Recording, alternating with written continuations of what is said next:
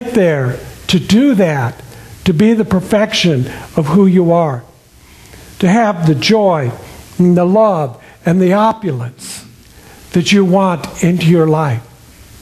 But you need to begin, as Ernest Holmes would say, within the mental atmosphere of who you are.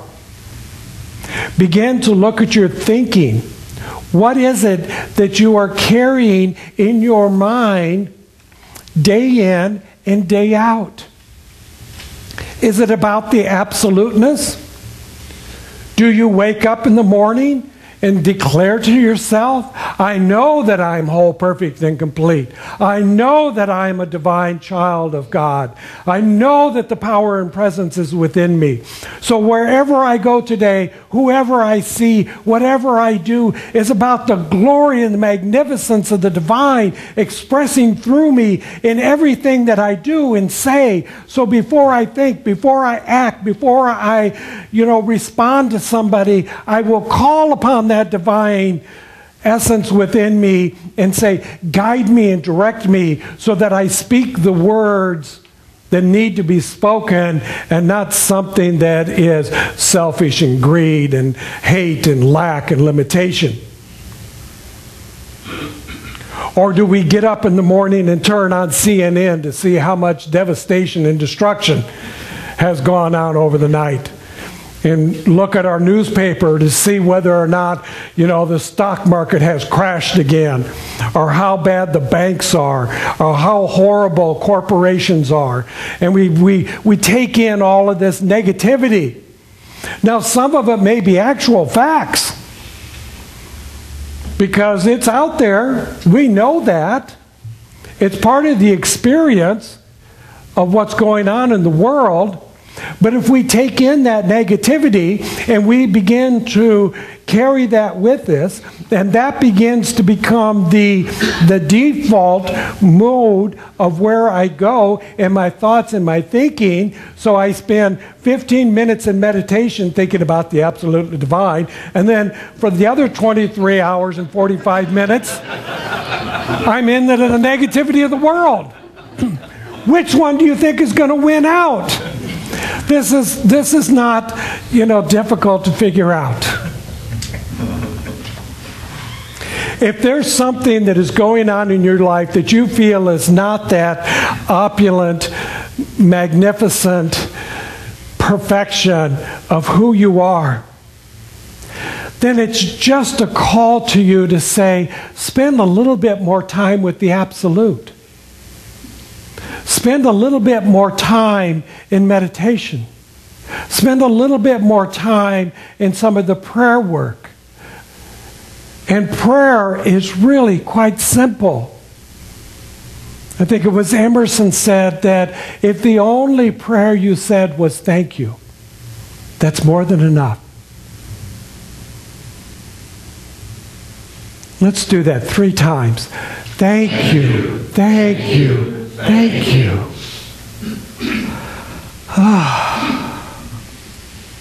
Success and happiness is determined by how you wish to define it, not what other people think. When someone wants to share with me what they believe is success and happiness for my greater good, what I want to do is to say to them, thank you for sharing. And I'm knowing that that works for you. And not get into anything else. But to not take on something that is not mine to do. Not everybody is meant to be the same. How boring the world would be if we were all the same. The thrill and the excitement and the enthusiasm that shows up in life is because we are all different. Of course we're different. Look around the room. You are all different. And yet you are all beautiful. You are all magnificent. You are all divine intelligence. You are all the greatest beings that I could imagine. And to think that you just showed up here to be with me today Isn't that great? Once again, thank you, thank you, thank you. See how much fun this is? This is why I get excited about when we come together. Because we can share in that level of gratitude. We can share in that level of absoluteness. We can share in that level of the divine. Because I understand when we walk out these doors, and we all walk out these doors, we walk out into the world that is being created not only by individuals, but by a collective consciousness. A collective consciousness that has been going on ever since the human form has entered into this experience of the planet Earth. And really, we're the last ones to arrive. The planet was here long before we were, and it was doing quite well in whatever way, and it will do fine without us. In fact, there are many people that propose that the earth would actually be better off without us. But it is here for us to be good stewards of. And not every one of us is going to be at that level, at that time, at that place, in those circumstances where we can change the entire world in a moment. But we can change our life in a moment. We can transform our consciousness in a moment. And we do it by the daily spiritual practices that are offered to you here in our philosophy. Find that which is yours to do. Ask of your higher self to guide you and direct you. Begin each day with that affirmation that you are a divine child of God, that you live in an opulent world, that you have more than enough love for yourself and for others, and that you can share, and you are willing to share, and you are willing to step forth, and you are willing to be the best that you can be.